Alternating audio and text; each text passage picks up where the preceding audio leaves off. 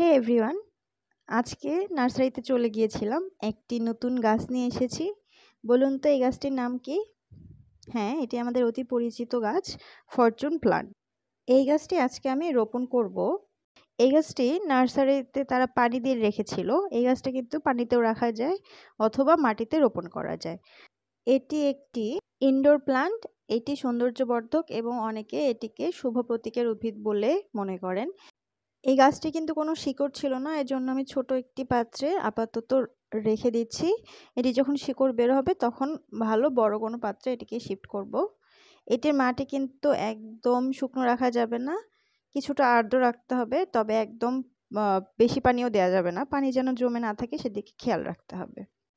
আর শিকড় বের না হওয়া পর্যন্ত এটিতে কোনো সার বা কোনো কিছু দেয়া যাবে না।